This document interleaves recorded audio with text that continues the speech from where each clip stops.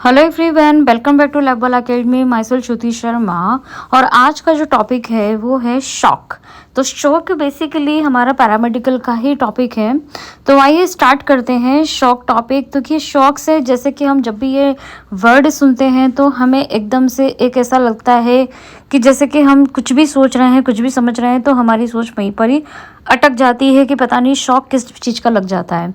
तो हम यहाँ पर उस वाले शॉक की बात नहीं कर रहे कि हमने कभी कोई न्यूज़ सुनी और हम एकदम से सरप्राइज फील कर रहे हैं। हम उस शॉक की बात कर रहे हैं कि हमारी बॉडी के अंदर जब ये शॉक होता है तो उससे ये शॉक इक्वल टू कभी कभी डेथ भी हो सकता है। तो शॉक से डेथ कैसे हो जाती है किसी की भी, या फिर वो ऐसी कौन सी कंडीशन है जिसकी वजह से वो एक इमरजेंसी सिचुएशंस के अंदर चेंज हो जाती है। तो आज आप वीडियो में बने रहें तो हम शॉक को पूरा डिटेल में आपको यहाँ पर नोट्स भी मिलेंगे और आपको मैं हिंदी में अच्छे से एक्सप्लेन करूँगी पूरा टॉपिक।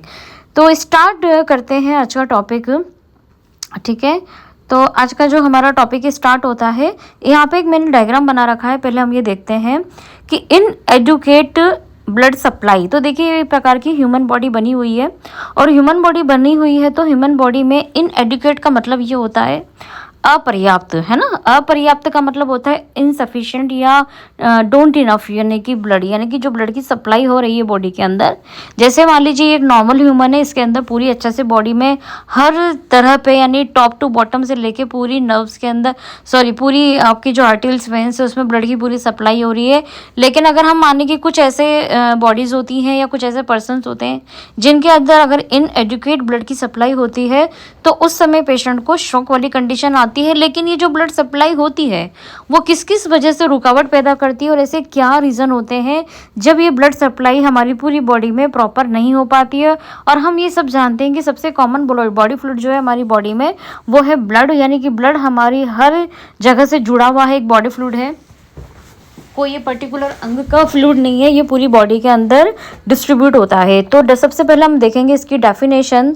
तो डेफिनेशन में देखते हैं बच्चों के, shock is a life threatening medical emergency in which the circulatory system fail to deliver enough oxygen. पहले हम यहाँ तक समझेंगे, यानी कि ये लाइफ थ्रेटनिंग यानी कि हमारे जीवन को एक चैलेंज करने वाली कंडीशन है जिसमें कि हमारा जो सर्कुलेटरी सिस्टम होता है, जिसमें कि ब्लड फ्लो होता है, वो फेल हो जाता है डिलीवर टू इनफ ऑक्सीजन, हमारे ब्लड को पर्याप्त मात्रा में डिलीवर करने में। And nutrients to the body tissue, blood तो था ही, इसके साथ साथ में न्यूट्रिएंट भी अगर आप प्रॉपर मात्रा में डिलीवर नहीं होंगे तो as a result cells can not produce sufficient energy. तो सेल्स के अंदर मेटाबॉलिज्म रिएक्शन नहीं होगी, और अगर मेटाबॉलिज्म नहीं होगी तो एटीपी जनरेट नहीं होगी, एनर्जी नहीं बनेगी, लीडिंग टू उससे क्या होगा, डिसफंक्शन होगा ऑर्गन का, ऑर्गन काम करना बंद कर देंगे यहाँ पर।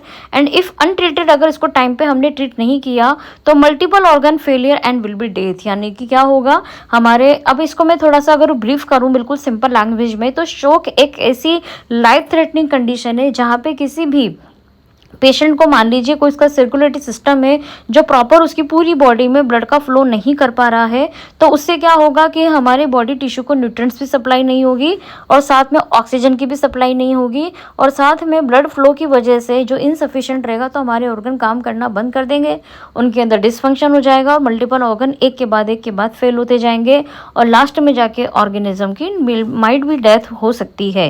ठीक है, आगे हम देखते हैं सिंपल डेफिनेशन फॉर स्टूडेंट, यानी आप लोगों के लिए अगर हम और इसको थोड़ा कन्वीनियंट करें तो shock is a condition of inadequate tissue perfusion. Perfusion का मतलब होता है यहाँ पे blood flow result in decrease oxygen. किस चीज़ का डिक्रीजन हो रहा है, ऑक्सीजन का supply to the body's organ and cell, यानी कि जो परफ्यूजन है यानी ब्लड जो फ्लो है वो सेल और टिश्यू तक, और ऑक्सीजन का डिक्रीज हो रहा है, ब्लड फ्लो यहाँ पर बिल्कुल लो हो रहा है, तो वो कंडीशन भी क्या कहलाती है, शॉक। नॉर्मल ब्लड सर्कुलेशन अगर हम देखें तो कैसा होता है, हार्ट से जाता है ये ब्लड हमारा आर्टरीज में, हार्ट से कहा जाता है आर्टरीज में, आर्टरी से जाता है कैपिलरीज में, कैपिलरीज में ऑक्सीजन रिच टिश्यू तक जाता है, फिर ये वहाँ से वेंस में जाता है और वेंस के थ्रू ये वापस हार्ट में आता है। ठीक है, यानी हार्ट जो अपना आउटपुट देती है वो देती है आर्टरीज में, आर्टरीज कैपिलरी में जाती है और फिर वो टिश्यू तक पहुंचाती है, वहाँ से फिर वेन से वापस लेके वो किस में आती है, हार्ट में आती है, जो कि हार्ट इसको प्यूरिफाई करता है। ठीक है, नाउ ये वापस फिर हार्ट से प्यूरिफाई होकर वापस आर्टरी में जाती है, कैपिलरीज में जाती है, टिश्यू में जाती है और वेंस में आती है, और वेंस के थ्रू ये वापस हार्ट में आ जाती है। तो इस तरह से हमारा जो सर्कुलेटरी सिस्टम है ब्लड का वो चलता रहता है पूरी बॉडी के अंदर। ठीक है, आगे देखते हैं कि व्हाट हैपन्स ड्यूरिंग शॉक। तो ड्यूरिंग यानी कि शॉक की कंडीशन में क्या होता है, ऐसा क्या हो जाता है। तो कॉज ऑफ शॉक में क्या होता है कि सबसे पहले तो अगर आपका ब्लड का प्रेशर डिस्टर्ब हो जाता है या डिक्रीज हो जाता है, तो जब ब्लड प्रेशर डिक्रीज हो जाता है तो रेड्यूस ब्लड फ्लो होता है, यानी जो फ्लूइड ऐसे जाना चाहिए था वो क्या हो जाता है, स्टॉप हो जाता है या रुक जाता है मान लीजिए। तो क्या होगा, ऑक्सीजन की जो सप्लाई होगी वो डाउन हो जाएगी। और साथ में एनारोबिक मेटाबॉलिक, अब देखिए कैटाबॉलिक की दो होती है, एक होती है मेटाबॉलिक में कैटाबॉलिक और एक होती है एनाबॉलिक। तो यहाँ पे हम जो बात कर रहे हैं मेटाबॉलिज्म की, वो हम कर रहे हैं एनारोबिक। एनारोबिक का मतलब होता है अब्सेंस ऑफ ऑक्सीजन, यानी कि वहाँ पे ऑक्सीजन की कमी हो जाती है और ऑक्सीजन की कमी से सेल और टिश्यू के अंदर जो भी मेटाबॉलिज्म प्रोसेस होते हैं उसकी वजह से थोड़ा सा एनवायरनमेंट एसिडिक हो जाता है और वहाँ पे फिर एक्यूमुलेशन हो जाता है लैक्टिक एसिड का, जिसकी वजह से सेल के ऊपर लाइसिस होना चालू हो जाता है, सेल डैमेज हो जाती है और ऑर्गन फेलियर हो जाता है और लास्ट में जाके पेशेंट की डेथ भी हो सकती है। ठीक है, आगे हम बात करेंगे। ये तो अब तक था हमारा कि मैकेनिज्म ऑफ शॉक, कि डेंजर क्यों होता है, डेफिनेशन क्या होती है, क्या ये कंडीशन होती है, क्या चीज़ इस पर अप्लाई होती है। लेकिन अब हम जो बात करेंगे अगले टॉपिक पे वो है टाइप्स ऑफ शॉक, यानी कि कौन कौन से ऐसे टाइप्स हैं जिसकी वजह से शॉक हमारी बॉडी के अंदर हमको हो सकता है। तो शॉक में देखिए मेन जो होते हैं वो 3 या 4 तरह के होते हैं। पहला है इसमें 1 हाइपोवॉल्यूमिक, दूसरा है कार्डियोजेनिक, तीसरा है डिस्ट्रीब्यूटिव और चौथा है ऑब्स्ट्रक्टिव। ऑब्स्ट्रक्टिव में लेकिन डिस्ट्रीब्यूटिव में सेप्टिक भी आता है, एनाफाइलेक्टिक भी आता है और न्यूरोजेनिक भी आता है। यहाँ पे जो टाइप्स ऑफ शॉक है, अभी लेटेस्ट 2026 में जो DOTT का पेपर आया है RPMC का, उसमें जो फर्स्ट क्वेश्चन है वो बेटा शॉक का ही दे रखा है। तो ऑब्वियसली ये टॉपिक इंपॉर्टेंट तो है एग्जाम की दृष्टि से, तो हम इसको 1 बाय 1 आपको सारा डिस्क्राइब करेंगे। क्लासिफिकेशन ऑफ शॉक को क्यों किया गया है, क्योंकि इसमें जो होता है मेन कोज हाइपोवॉल्यूमिक हो सकता है, लॉस ऑफ ब्लड हो सकता है, कार्डियोजेनिक, हार्ट पंप फेलियर में, सेप्टिक कंडीशन में, सीवियर इन्फेक्शन हो सकता है पेशेंट को, एनाफाइलेटिक मतलब तुरंत से प्रभाव उसके ऊपर कोई रिएक्शन हो गई, कोई एलर्जिक रिएक्शन हो गई, कोई न्यूरोजेनिक कंडीशन हो गई, लॉस ऑफ सिम्टोमेटिक टोन हो गया, ऑब्स्ट्रक्टिव हो गया या ब्लॉकेज ऑफ ब्लड फ्लो हो गया। तो ऐसे बहुत सारे रीजन है जिसकी वजह से शॉक पेशेंट को हो सकता है।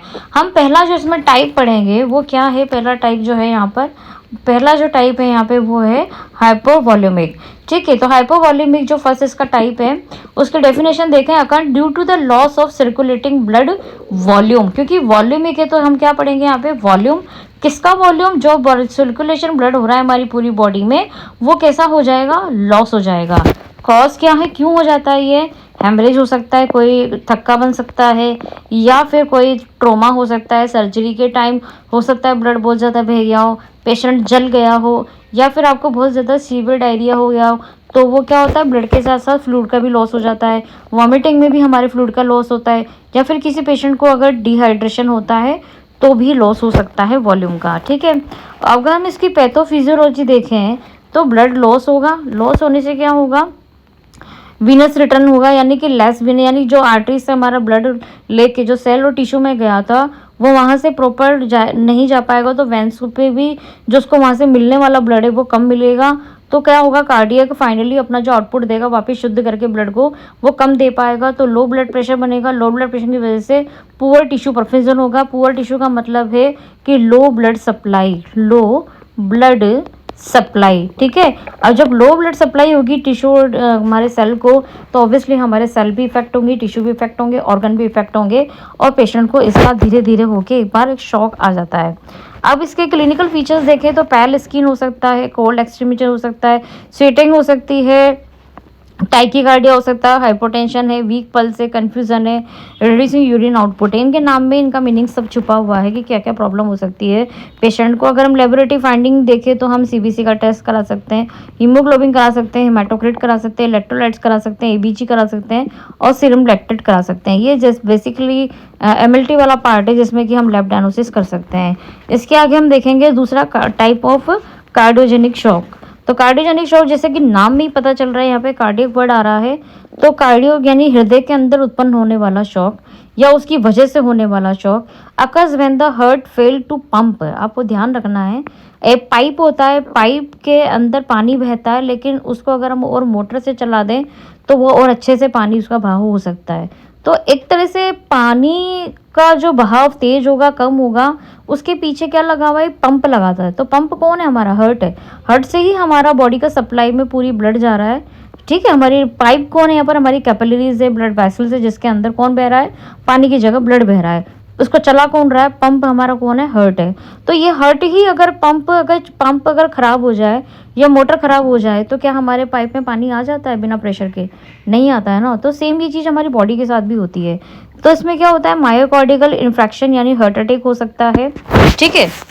तो अगर किसी पेशेंट को सीवियर हार्ट अटैक आता है तो क्या होता है, हार्ट डैमेज होना स्टार्ट हो जाता है, पुअर पंपिंग होती है, रेड्यूस कार्डिक आउटपुट होता है यानी कार्डिक आपको पूरी तरह से बॉडी को ब्लड नहीं दे पाता है, लो ब्लड प्रेशर हो जाता है और ऑर्गन को हाइपोक्सिया हो जाता है यानी ऑक्सीजन की कमी भी हो सकती है। जिसकी वजह से क्या होता है, साइन कौन से आते हैं, पेशेंट को चेस्ट पेन होने लगता है, पल्मोनरी एडिमा यानी कि लंग्स में प्रॉब्लम होने लगती है, ब्रीथलेसनेस, ऐसा लगता है सांस नहीं आ रही है, वीक पल्स होने लगती है और हाइपोटेंशन जैसी कंडीशन बन जाती है। ठीक है। तो ये हाइपोवॉल्यूमिक यहाँ पर खत्म होता है। अगला है सेप्टिक शॉक। सेप्टिक शॉक में अगर आप देखेंगे, सेप्टिक शॉक एक देखा जाए तो किसका पार्ट है, डिस्ट्रीब्यूटिव शॉक का पार्ट है।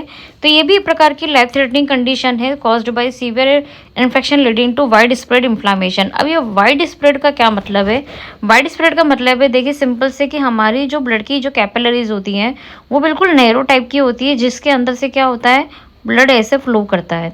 लेकिन मैंने बोला कि ये जो कैपिलरी है, मान लीजिए वो ऐसे ना हो के इस तरह से बन जाए, वाइड हो जाए, चौड़ी हो जाए, तो क्या होगा, चौड़ी होने की वजह से जो ब्लड का फ्लो बिल्कुल सीधा सीधा चल रहा था वो ऐसा ना लगे बहुत तेज से जाएगा ब्लड, और कहीं पे तो ज़्यादा देगा, कहीं पे कम देगा। तो इस तरह से क्या होगा, हमारी पूरी बॉडी में इनसफिशिएंट ब्लड की मात्रा बढ़ जाएगी। किसी ऑर्गन को तो बहुत ज़्यादा मिल जाएगा और किसी ऑर्गन को बिल्कुल भी नहीं मिलेगा। तो जब इस तरह का डिस्ट्रीब्यूशन होता है ना ब्लड फ्लो का, तो फिर वो डिस्टर्बेटिव टाइप के शॉक में आता है। सेप्टिक शॉक इसमें एक टाइप है, जैसे मान लीजिए किसी पेशेंट को इन्फेक्शन हो गया, इन्फ्लामेशन हो गया, वेसोडाइलेशन हो गया यानी कि चौड़ी हो गई आपकी ब्लड वेसल, तो कैसा बन गया, low blood pressure. Low blood pressure से क्या होगा कि पेशेंट को ब्लड ही नहीं मिल रहा है, तो फिर क्या होगा, ऑर्गन सेल टिश्यू डैमेज होंगे, पेशेंट को क्या होगा, शॉक की कंडीशन पैदा हो जाएगी। तो ऐसे में सिम्टम्स क्या क्या आ सकते हैं, जैसे फीवर हो सकता है, चिल ठंड लग सकती है, हाइपरटेंशन कंडीशन है, टाइकेकार्डिया है, या फिर अल्टरेड मेंटल स्टेटस भी इसमें वीक हो सकता है, वार्म स्किन यानी शुरू में आपको ऐसा लगेगा कि मेरी स्किन हमेशा गर्म रहती है, या फिर बाद में हमें कोल्ड स्किन की प्रॉब्लम भी हो सकती है। ठीक है। अब यहाँ पे देख रहे हैं हम डिस्ट्रीब्यूटिव शॉक के अंदर ही दूसरा है एनाफाइलेटिक शॉक। एनाफाइलेटिक शॉक अगर आपने कभी देखा हो, आपने कभी कोई टॉपिक हाइपर सेंसिटिविटी फर्स्ट का देखा हो, तो वहाँ पे एनाफाइलेटिक का मतलब होता है कि इसमें हमारा इम्यून सिस्टम पार्टिसिपेट करता है। अब इसमें जो इम्यून सिस्टम पार्टिसिपेट करता है तो क्या होता है कि ब्लड में हमारे क्या प्रेजेंट होती है, मास्ट सेल होती है। मास्ट सेल के अंदर क्या होते हैं, बहुत जहरीले टाइप के थोड़े से वो होते हैं, केमिकल्स होते हैं, लेकिन ये इसके अंदर पड़ी जब तक तो ठीक है। लेकिन मास्ट सेल में जैसे कोई एलर्जन आया, कोई फूड एलर्जन आया, कॉस्मेटिक एलर्जन आया, ड्रग एलर्जन आया, तो क्या होगा, ये जो आईजी एंटीबॉडी है ना, ये आईजी एंटीबॉडी हमारे प्लाज्मा सेल के अंदर जो बन रही होती है, वो क्या करेगी, इस एलर्जन के दौरान ये जो आईजी रिसेप्टर पे जाके वो आईजीजी जाके बाइंड कर लेगी और यहाँ पे आके एलर्जन जुड़ जाएगा। तो ये वाली तो एंटीबॉडी हो गई और यहाँ पर आपका क्या हो गया, एलर्जन जुड़ गया।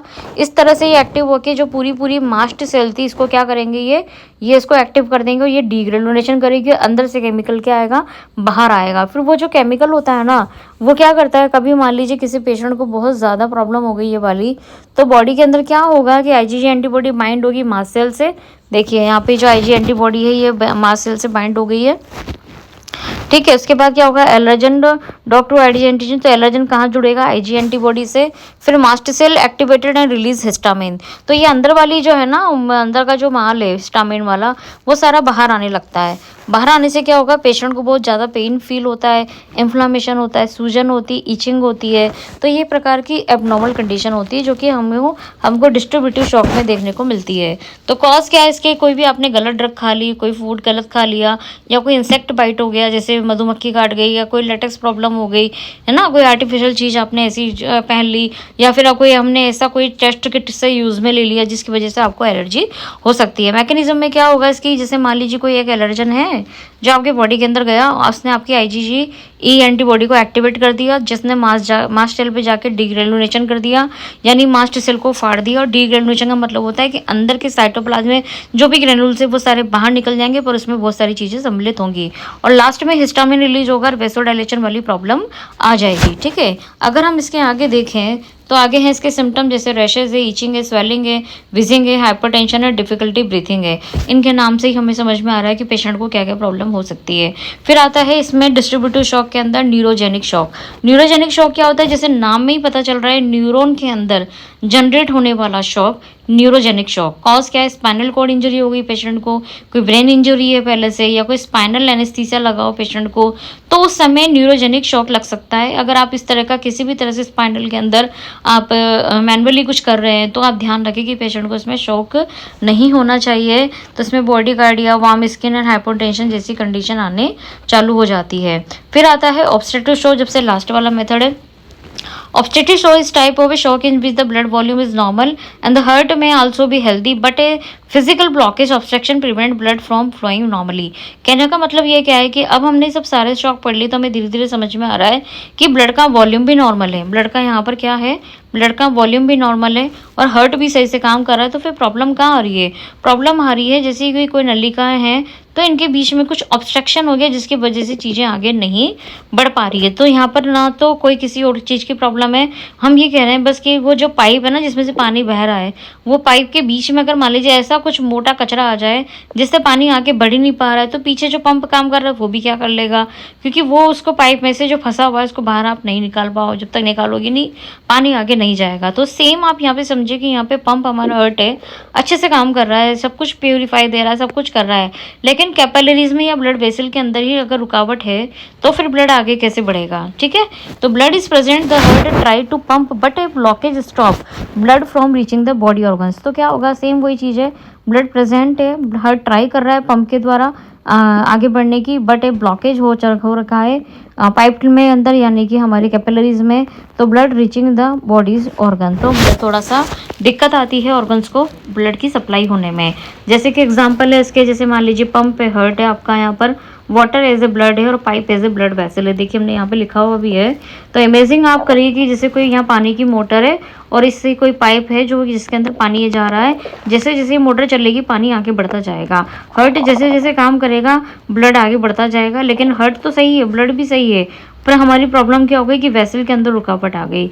तो जैसे जैसे वेसल के अंदर रुकावट आएगी तो ब्लड को आगे फ्लो होने में दिक्कत आएगी। तो if a stone block the pipe the pump will work but where can not reach the house. यानी कि यहाँ पे एग्जाम्पल दिया है कि मान लीजिए किसी पानी पाइप का है जिसके अंदर की मान लीजिए स्टोन फंस गया, ब्लॉक हो गया है, तो पंप तो काम करेगा, पंप तो मोटर चलाएगा, अपना काम करेगा, पानी खींचेगा, बट होगा क्या कि water can not reach the house, लेकिन सही जगह तक हमारा पानी नहीं जा पा रहा।